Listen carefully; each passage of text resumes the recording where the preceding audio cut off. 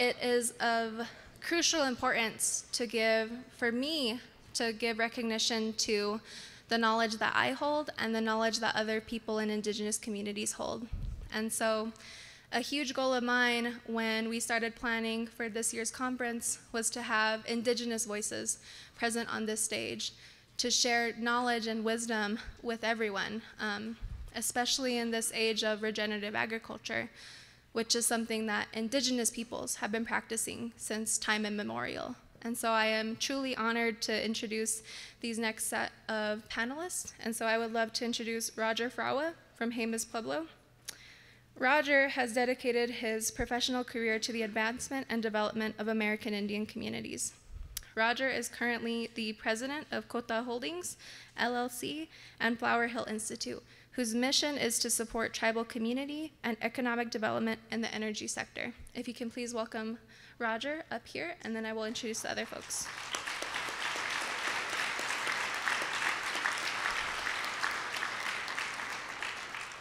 I am also honored to welcome Renae Ditmer, Dr. Renae Ditmer, who is the executive director of the Tonka Fund, which is a Native-led South Dakota nonprofit organization devoted to returning prosperity to Native lands, lives, economies through the restoration of a buffalo economy. Please welcome Renae to the stage.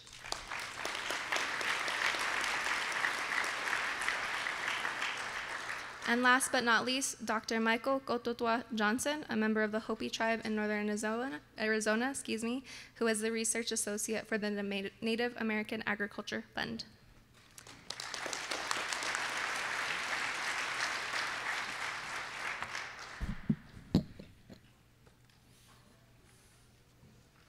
Well, good morning, everybody. It's really good to see this large group here. And when I was at the reception last night, I met a new friend from Tanzania, and I thought, man, people are coming in from all over the place to this conference. So welcome to the homelands of the Pueblos. Welcome to New Mexico. Who brought the rain, by the way? Thank you. Thank you. You know, as a farmer, a 1,000-year-old farmer, using 1,000-year-old seeds, and in this place for about 1,000 years. 2 winters ago, we went 85 days without any precipitation. And in May, you know, I drove across the bridge going to my field, and we were going to stop and take pictures of the spring runoff, and there was puddles. So, you know, this really is challenging times, I think, for all of us, and we're all kindred spirits. I think we're all like-minded. I think we're maybe here to network and to share with each other. So again, whoever did bring the rain, thank you very much for that.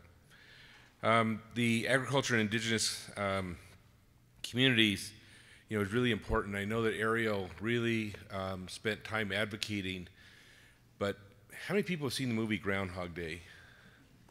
You know, where we see each other again for the first time. And I think that, you know, now when we get to see each other, I think due to Arielle and the courageousness of the organizations, really kind of effectively kind of bringing us together, I'm hoping this is kind of the new norm, that we really have an opportunity to continue to do this. It's not only important for us, and I would disagree with anybody in introducing us or presentations coming behind us or around us that would speak about somehow we have this monopoly on culture, and we have a lot to give, and we have a lot of wisdom. I think we're learning also. And I think I learned a lot from the couple of speakers that were here earlier this morning, and I was taking pictures of the screen, and boy, I want to meet that cool farmer, you know. I'd like to go up to Montana and hang out with him for a day or two. So we really have a lot to learn from each other, and I really think it's really important that we have opportunities and invitations and, you know, the opportunity to kind of come and sit together to learn from each other. You know, I think that we're all indigenous. We all have some tribal roots. You know, we all have some connection. We all have our own customs and our traditions, whatever they might be. I think we're really all unique also in our roots, in our root systems. You know, I think with the American Indian, the 577 federally recognized American Indian tribes, those are legal distinctions that make up what we call Indian country. Those tribes and those tribal communities have really strived to hold on to their customs, traditions, language, food, song, dance, ceremony, you know. But I think you have too, in your own way, in your own customs, in your own languages, your own food, your own song, your own dance, your own ceremony. And I think in ceremony together, it's really important. So I don't want this community to look on us as, you know, something that we're going to espouse to you and we've got answers and those kinds of things. I don't believe that. I think that together we all learn, and I think we learn together. And I think by networking and sharing and communicating, I think that's really important for all of us. One thing I would say, though, is that in our customs and our traditions, and I know that in our practice, the center of our universe is in our plazas. And in our plaza, there, if you come, and you're here now, so take a break from the conference or before you leave, come visit one of the 23 tribes in the state of New Mexico and stop by one of the pueblos. And you'll see, without an invitation, you're getting this invitation, without an invitation from that specific pueblo, whichever one you can stop and visit, that you'll be greeted with some real hospitality. These are real people that would embrace you and speak with you and talk with you about the center of the universe. Because our center of our universe is our plaza, and around our plaza are the structures that are ceremonial homes for our different societies and our community members and our ceremonial structure. And around that then are the residential homes. And around that then are the fields and the farms and our hunting and our gathering areas, and then my arms can't go wide enough about, you know, from where we speak about and from where we pray. And when Michael very eloquently and correctly stated this morning that, you know, in our prayers, our customs, our traditions, and our ceremonies, really it's about water. Again, thank you for who brought the rain. But we pray, we sing, we dance for water. Because we can talk about farming, we can talk about seeds, we can talk about soil and soil health, water. Water. So when we pray for water and we speak about water, you know, we also pray for you. Because it's not for us in our closed communities and these 577 federally recognized tribes that have 53 million acres, 2.5 million Indian people. They're growing at a rate of 4% per year. So when you start thinking about that little number, 4% per year, that means we're doubling every 18 to 20 years. How many of us remember sitting in preschool and singing 1 little, 2 little, 3 little Indians, 4 little, 5 little, you know? We know the song. How does the song end? No little Indian boys. There was a time in American history when we were singing, all of us unconsciously singing a song that was engraved in our head, and we didn't even know what we were singing. And I was singing the song too. I was taught the song about no little Indian boys. Because there was a point in American history when there was going to be no little Indian boys. That we were dying at a rate along with our brother, the buffalo. We were dying that fast. And now here we are growing 4% per year. I've got 4 children. So 4% per year, doubling every 18 to 20 years, that creates some challenges for tribal leadership. Where are we going to live? Where are we going to house ourselves? Where are we going to go to school? Where are we going to farm? You know, so we're dealing with those kinds of issues as well. So I think when we come together as indigenous communities representing the Salmon Nation, the Rice Nation, the Buffalo Nation, the Corn Nations, and we come together in our national workshops and conferences and seminars, you know, we don't speak about ourselves as these 53 million acres and what are we going to do and how can we do this. We think about the planet, we think about the universe, we think about the constellation. And we think about you and we think about each other and we think about ourselves. So I'm really honored to be here this morning, and really especially excited to hear from Michael Johnson, who's going to talk to you about something very, very unique, even in Indian country. Again, those 577 federally recognized American Indian tribes, I think that we make up 90% of America's diversity in the sense of tribal governance, language, food, song, dance, customs, traditions. I travel 4 to 5 days a week. In the last 12 days, Seattle, Portland, San Francisco, Kaibab, Paiute, Kanab, Utah, Washington, D.C., and then ended up in St. Louis. If anybody's here from St. Louis, I'm sorry. That was wow, see? What did I tell you? But just seeing kind of the urban, even in the breadbasket of the Midwest and the urban decay of the kinds of things that we're all facing, we've got a lot to do. We really do. But in traveling, I can get on a Uber, I can fly into the city center, I can get to the hotel, I can register online. But when I go to Michael's home in Kikosmovi, Hopi, it's very different. I don't speak the language. I don't know the governance. I don't know who's related to who. I don't know if I should knee bow or shake hands or, right? I mean, so in terms of those kind of customs and traditions, you know, I think Indian country does make up a lot of America's diversity.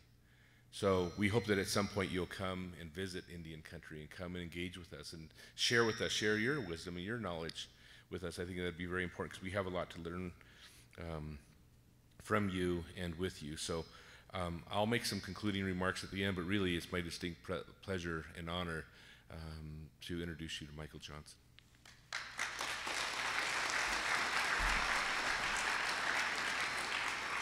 Thank you, Roger. Thank you, Roger. I kind of like to kind of see my slides a little bit. I can't, I guess I got to come over here somewhere. And how do you get this thing to turn on? Yeah. You know, there was a fact that I learned at a conference, American Bison Conference, that indigenous people sit upon territories that hold the globe's 80% of biodiversity is found there in indigenous territories, but yet it's only managed by 5% of the global population. That says a lot. You know, 80% of biodiversity is found on indigenous territories. But as Roger said, like I said, I just finished my PhD, and I thought my life would be a little easier, but it seems like I'm getting busier. And so that's okay, but I'm glad to be here. And so agriculture, Hopi agriculture, for us is a way of life. You know, we've been doing this since time immemorial. And so what I mean by a way of life, and I'll use a pointer, you know, when we believed that we came here, we were just given simple things. We were given this planting stick called a soya corn, which is kaya, and then this water called kuyi. That's all we had. So before we had all of our ceremonies, we were farmers. You know, I'm about the 200th generation farmer, which, by the way, could probably rival anybody from Iowa, but who knows? And so I didn't really know I was a farmer and all this stuff until I went to school and I learned all about science, what farming was about or what it's supposed to be about and everything like that at Cornell when I was an undergrad. And so I learned a lot about conventional farming and some of the stuff that it offered, you know. But when I talk about our way of life, this is a petroglyph. It's called Prophecy Rock up at Hopi. There's different names for it. I don't know if you've ever seen this, but this is the world that we live in today. This is the world this was done a long time ago, but this is the world that we live in today, what they call the fourth world, you know. And so you'll see all these people on the holding hands going up this trail right here, and you'll see how the road goes down and it just drops off. So what that's telling us is that we're going to start to, a lot of us are going to start moving toward this, what they call modernity. We're going to start forgetting about our traditions and who we are. And we're eventually going to fall off, you know. This gentleman down here, when I talk about the way of life, he's a farmer. He's going to hold his planting stick, and he's going off, and as long as he's practicing his corn, raising his cornfield, look at his line. It just goes off the charts. He's going to be a survivor because he's holding fast to his traditions. But what makes this thing unique and what makes this what I like about this is this line right here. This line right here, because what that shows is the one that connects the upper and the lower picture. That talks us that we have a choice. We can still go down that way, and so still go back to our traditions. And so what I'm doing at home and what I plan to do is to give people that choice and say why we need to do this. And like I said, it's not so much about, yes, we must farm, but it's why we need to farm, why we do what we need to do, because it's important that we understand what we're doing. You know, a lot of times when I give this lecture, and you'll see this, well, they say, why don't you irrigate? You know, you'd be so good. We don't irrigate our crops at all. Why don't you irrigate? And my answer is simple to that. My answer is, what will we pray for? You know, because we pray for rain. That's our irrigation system. We know how to manage it. I'd argue with anybody in this room that we're probably the world's best dry farmers. In the United States, we're probably the last bastion of true crop biodiversity. You know, we're able to do that. So let me go on with this. Boom. So Hopi is one of the few places I know where corn is raised and fit the environment, and the environment not manipulated to fit the corn. Does that make sense? That means we raise it in an environment, we use the environment, and we use it effectively. So how do Hopers define conservation? Well, Hopis, as well as most indigenous tribes, look at conservation from the point of view of caring for a relative. Now, it's important, caring for a relative and not from a scientific point of view of conserving a natural resource. Does that make sense? So it's not about the commodification of natural resources, but it's about looking at that resource as alive. You know, does that make sense? You know? Boom. So what makes growing crops in the semi-arid region without substantial annual precipitation? Now you have to understand we're at Hopi. We only get 6 to 10 inches of annual precipitation every year. So all of our techniques maximize that. When I was at Cornell, they said I needed 33 inches of rainfall a year to raise corn. Those agronomists were telling me that, crop scientists. And I said, you guys got some weak corn. So we don't need that, you know. And by the time I left there and I showed what we can do, because our planting depths go from anywhere from 6 to 18 inches, they said, can we have some of your seeds before you leave, Mike? I said, nah, I don't think so. Anyways, good education, right? And so a lot of what we do is what they call place-based, and I think that's a good thing about conservation. All of our techniques are place-based. So we know our area really well. So when it comes to holistic management, we're really familiar with what we do. And I can point just a few of these out. Like, for example, this one right here, you can see where all that new soil comes in. That's just off of one monsoon event. So I don't have to rotate my crops. My pH levels are still 8.5, 8.8. Good for corn, right? You know? Here's another one. This is just leaving our crops on the ground, our residual on the ground, and you can see the space between the rows of plants. Next year we'll plant in that area. We'll also leave those plants right there so that they'll act as windbreaks and snow catchers during certain times of the year. So we use everything, right? You know? Even the parts of the corn plant are the same parts of the human in the Hopi language. That's how intimate we are with it. You know, I passed that corn around and we touched that cob corn or that seed 7 or 8 times, from planting it to harvesting it to shelling it, you know, 7 times. You know, we just don't go to the supermarket and pick it up, you know. We touch it 7 times. Very loving relationship we have with that. This continuity over time, that's the other thing that makes our agricultural system so sustainable. I mean, look at this, 1915, 2015, 1901, 2015. That's over 100 years of just right now. We probably would look the same way if we had cameras back in 1492. I guarantee it. You know? So nothing's changed. These techniques are simple, they're cost effective, but they're labor intensive. But what do you do when you work a lot? You increase your health. You don't have high rates of diabetes like we do. One reservation down in Tucson has 88% diabetic rate. You know, I was in the hospital last week for hernia surgery, and every question everybody they asked who came in had diabetes, because we don't eat our own food. You know, we've become too dependent upon the federal government, and so what I'm trying to do is get us back to what we're doing. You know, boom, heirloom seeds. Look at that plant right there. Look at the ground. Look at the ground that plant's growing on. It's cracked. We didn't have rain. We don't have rain for up to like almost 90 days sometimes. But look at that plant. That's a happy plant. You know? Why is it planted in clumps like that? Because for one thing, it shade each other. It helps pollinate each other. Nothing can knock it down during these big blasts of precipitation we get. You know? And the crows can't get into the inner canopy. They can't get the corn on the inside. So it has multiple uses, not just one. How am I doing on time, by the way? I don't want to overstep my boundaries. 5 minutes. Okay, boom. So to meet the pressing environmental challenges we face as a broader society, we must not only create new environmental solutions through the integration of Western-based science, but we must also recognize indigenous agricultural knowledge whose very foundations we are grounded in survival. And what by recognize, I mean this. For example, I'm doing a paper right now. I've actually done it. I'm getting it submitted. When I look at the conservation outcomes, our holistic approaches to farming has the same outcomes as these standard techniques as NRCS has. You know? So let's look at some of those techniques. Hopi practices is contour farming. NRCS practices is contour farming. But look, where did contour farming come from?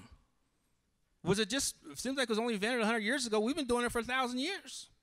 You know, here's another one, real quick one. Crosswind traps, we've been doing that for another 1,000 years, but we don't get credit for it. We don't get recognition for it. Plus those practices on the right, even if it's the same thing, they get federally subsidized. We don't. Because why is that? Because they're not scientifically validated. But yet we have over 2,000 years of replication. And as a scientist, hey, that's good enough. Right? But so we have to try to validate everything, but we're not going to do that, and I'll explain it. Nutrient management. Look at that soil, natural soil. Look what they're using to put that on the soil in the conventional agriculture, right? Boom. So getting down, for me, it's all about reinforcing culture to regenerate the next generation. Recently, I had a group of Hopi Head Start kids come up and see me at my house up there. So when we talk about holistic management, it's all about the youth. It's all about regenerating our own kids. Does that make sense? I sometimes sound like a father up here sometimes. I'm not, but one of these days I will be, God willing. And so here it is, and at the end, like the Natural Resource Conservation Service, primary mission statement is commitment to helping people help the land. That's what they say, but my philosophy is letting the land help the people. Makes a lot of sense that way, doesn't it? Because if you really look at it, it's all about taking their time to let the land help you. The answers are there. They're there. You just got to take time to look at it. Stop your busy day and go out and take a look at it. Makes sense, right? Boom. And with that, I just want to say thank you. And come up and visit me at Hopi. I've got a 16-room house up there I've been building for the last 14 years out of sandstone. And it's beautiful. They call it the Hobbit House. But I like it. I'm trying to get a round door up there, but I'm not a good carpenter, but it's going to have one. And just thank you for letting me talk today. And I just hope you just carry the message on. And I'm just going to be doing a lot of presentations, but I appreciate that. And you're next.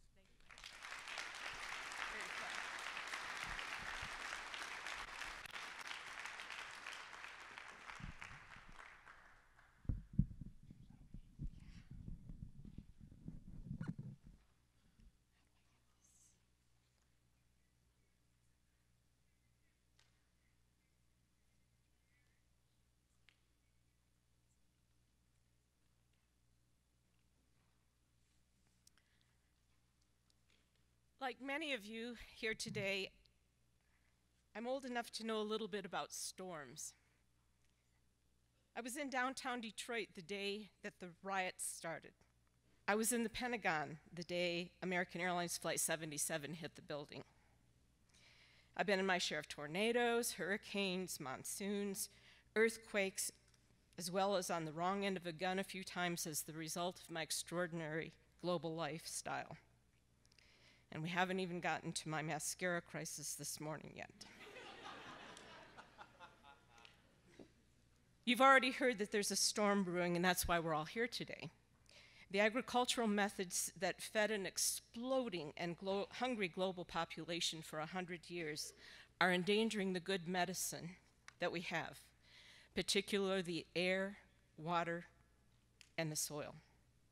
Those are the foundations of our food system. And the clock is ticking on what we can do about it. I'm here as an Indigenous person to offer up what we believe is part of the solution, not all of it. Roger said it correctly. We have something to offer, but we are willing to learn too. The part of the solution that I am working on is the return of the buffalo to the Great Plains. Much like the buffalo who, in oral tradition, heads right into the storm together as a herd, we're going to head first into the storm because it is not to be feared. And because the faster we get there, the sooner it'll be over, we hope.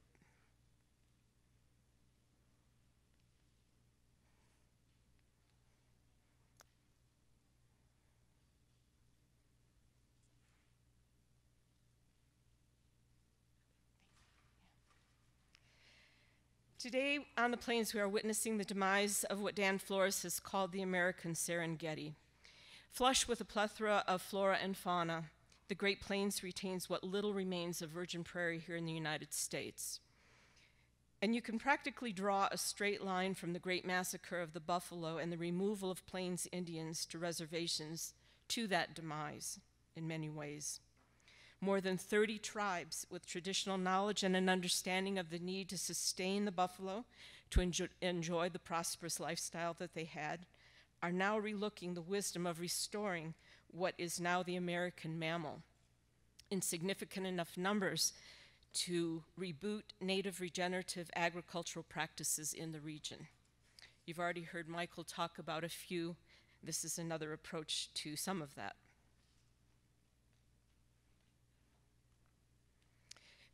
The origins of monoculture were really well intended if you think back. It was post-industrial revolution, a lot of population explosion, immigrants coming in, ended up in the era of what we called the golden age of agriculture between 1900 and 1914 roughly, which was just prior to World War I beginning.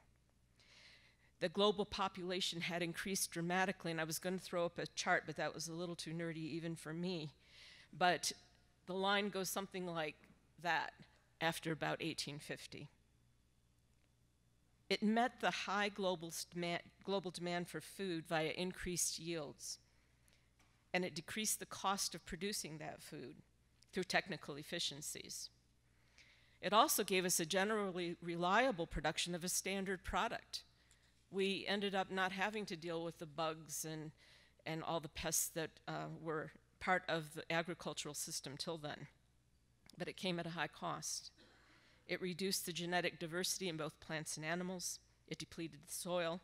It spread pests and diseases. It required chemical fertilization, insecticides, pesticides, any kind of side that you can name. It required automation, which requires fuel to be efficient, and it increased the carbon footprint for all farming and ranching operations. It also left little virgin prairie, or little prairie at all, to be a carbon sink here in the United States. And we had a very good talk about that earlier. Thought it was brilliant.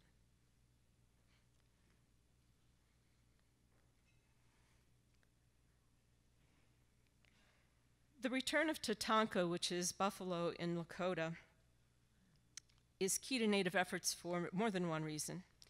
Not only does it restore the agricultural methods that reflect Native respect and stewardship for the land and its wealth, but the return revives the culture and spiritual lives and practices of nations embedded into Tonka, who gave us every part of his being to sustain us and make us prosperous at one point in history. The Lakota region, where my work is focused right now to kick off this effort, is Tatanka's sister nation. And the quote at the corner of the slide, down on the bottom there, says it all. The good news is that buffalo are back. The other good news is it's a good day to be an Indian if you look at all the TV ads for Ancestry and 23andMe. About 60 tribes and an unknown number of Native ranchers now have buffalo again. Buffalo have returned to the plains from several hundred at the end of 1800s, to about 500,000 today. And that sounds like a lot of animals, but when you consider that there were between 30 and 60 million just prior to 1850, it's a fraction. I'll read you a few numbers right now. Private ranches right now have about 185,000 bison on them. Ted Turner is the largest owner of private bison herd with more than 50,000 bison on several thousand acres of land over several states. There are about 2,000 private U.S. ranches that are farming bison right now. There's another 120,000 Canadian private bison herds, according to their own census. There are about 10,000 bison in U.S. federal herds, 9,000 in state and other public herds too. Only 20,000 on native lands. The estimated size of all of that here in the United States today is about 362,000. Buffalo are the keystone to regenerative agriculture in the Great Plains, but there are not enough yet to significantly influence practice. Grass-fed buffalo can fulfill native and global health needs for clean, high-density protein, but we don't have enough yet. High market demand for grass-fed buffalo is putting pressure on farmers for healthier prairies and cleaner environments. Making a livelihood raising buffalo for Native Americans would bring back meaningful jobs for our brothers and sisters, and we'd like to see that. As a keystone species in regenerative agriculture, buffalo can make the plains thrive again. They're perfect machines for this. They graze down to the soil surface without damaging deep root systems. They're natural tilling machines, 2,000 pounds of animal with cloven hoofs that run 40 miles an hour all over the place, effectively aerate the soil. Herding raises, transports, and tamps down seeds that they carry with them. Rumination produces a potent, according to one author, fertilizer for plains floor that they also tamp down into the soil with their huge weight once that they've tilled. They are prolific breeders, and they calve without much human intervention, if any at all. And they maintain one of the last great carbon sinks here in the United States.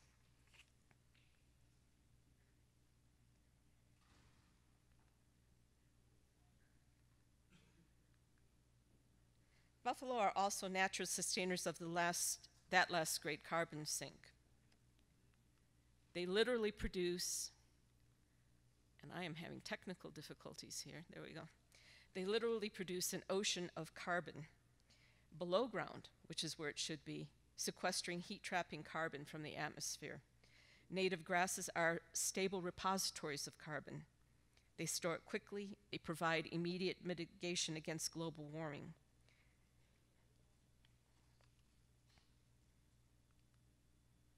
So where does that leave us? There are challenges to this return. Bison are historically too low for open herding and grazing right now. Fractionalized land across Indian country is a problem for farmers. Competition for Indian land leases and the lack of access to patient capital keeps us from helping Native ranchers raise or even start buffalo farming. The natural herding range is largely closed off now due to fences. The other problem is that there are few natural predators to drive continental herding, even if it were possible today. And then there's bison temperament, which can be a problem for ranchers.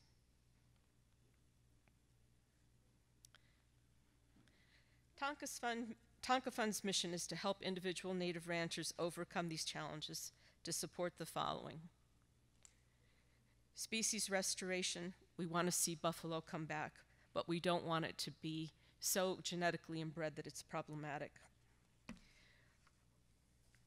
We can influence climate change, mitigating change through carbon offsets, and we think that actually that is one of the next largest areas of accessible wealth for Native Americans across the plains, is being able to sell carbon shares. There's not been a lot of work done, and I would love to talk to the two gentlemen, to Glenn and to Fred, after this and find out how we can work together more on fixing that problem. We are part of regenerative agriculture. We're Indians. We've always that's been our standard practice. We sustain prairie health via natural grazing, and we only eat what we need to take. And we bring back biodiversity to the plains through the methods that we use. The last thing that we support is Native prosperity, hopefully bringing jobs and job opportunity, not only to my generation, but to the generation that's coming quickly up behind us. I work in the poorest county in the United States, and if you've never been out to Pine Ridge, it's worth a trip, not only because of its raw beauty, but its stark poverty. It's the best picture of a struggling but ambitious Indian community that would like to have the opportunity to participate actively in regenerative agriculture. So, my invitation is to come be a buffalo with us. Run headlong into that storm. Join us in being part of history and restoring buffalo to the plains. And now I'm going to sound like all the politicians you've heard on every debate in the last 400 months. You can find out more about us at tonkafund.org, or just hunt me down during the break, and I'd be glad to talk to you. Thank you so very much.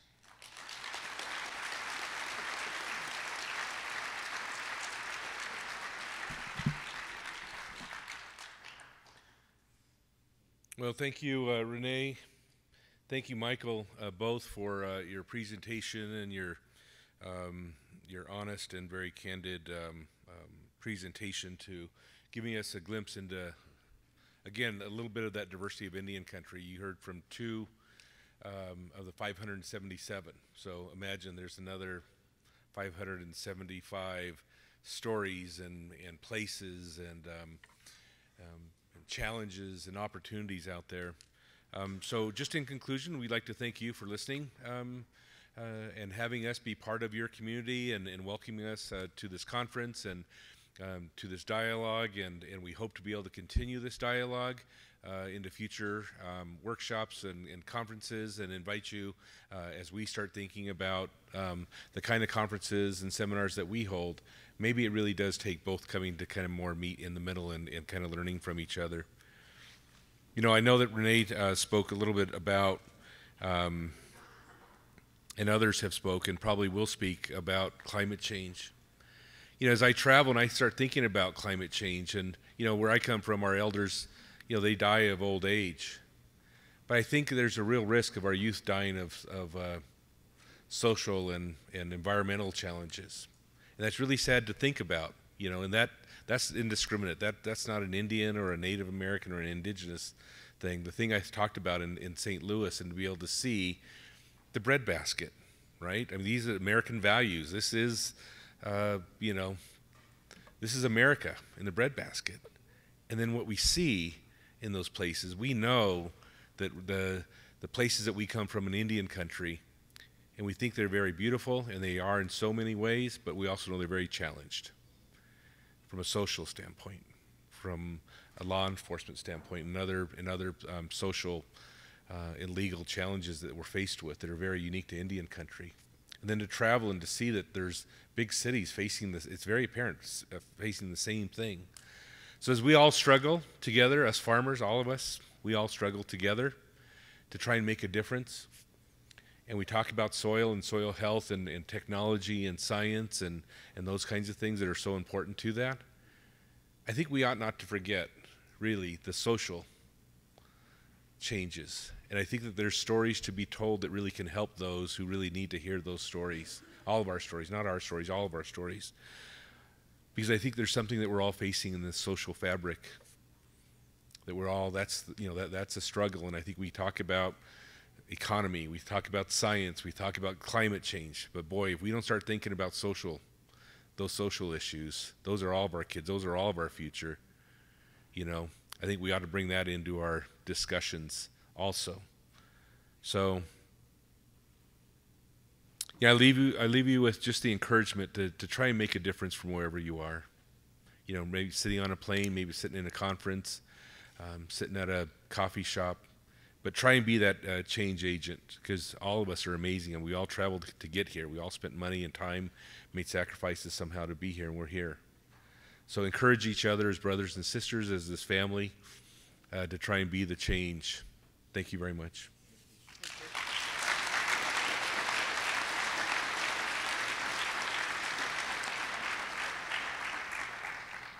Thank you, Roger, Renae, and Michael. Does anyone have questions right now?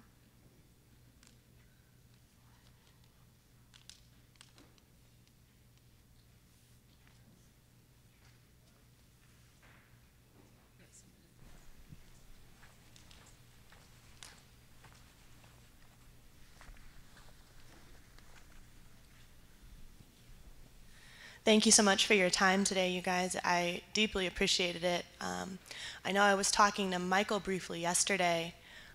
One of the things I think that the regenerative movement often forgets is that as we push for more scientific findings and more data to kind of rest on and present to others, people forget that Western science is a tool of colonialism and was a tool of erasure. And so how do we work with farmers and ranchers to come to a place that is built from mutual respect and not only focuses on the data and the science, but works towards justice and democracy and some equity? So I would love to hear some more feedback from all of you if you can. I think the first speaker, Glenn, was the answer to that question. I think that listening to him and his presentation, seeing his pictures as a non-Indigenous Native American, but as an Indigenous person that he is, I think he's doing it already. And I think that to the extent that we can have more Glens out there doing what he's doing, I think that is. He's using Indigenous knowledge that are from his ancestors and our ancestors, you know, and now he's melding that with science, and he's proving that there's something with that Indigenous knowledge that he holds. So I think that, you know, we're on the path toward doing that, optimistically. Anybody else? Yeah. So just to draw both worlds together here, because I think that they actually meld at some point, there are a couple of tools that have been developed by the so-called colonialist systems that I think are useful. The one that I use the most often is a decision methodology called multi-criteria decision analysis. And that draws all of the stakeholders in any issue that comes up together in order to formulate a solution that addresses prioritized issues that come up during their digging around for the issues to address. So I don't think that they're mutually exclusive. I think that there is the option to use those tools and to better inform what we already know. We know a lot about typical monoculture farming right now. I think that the issue is getting the message out to the other stakeholders that there are options that they can exercise, and that we have some Indigenous knowledge and other knowledge that comes from many, many sources that way. Real quick, I think it's really about collaboration. You know, it's about the possibility of even inviting Indigenous people to all these different conferences. You know, if you can find them. We're still here, and so it's more about collaboration, talking to each other, and communicating with each other. You know, I said a lot today, and I hope it was well received. And you know, it's just you get a different viewpoint of things. It's not so much about colonialism. You know, I'm not a big fan of that happened, but it's more about just getting to know who we are.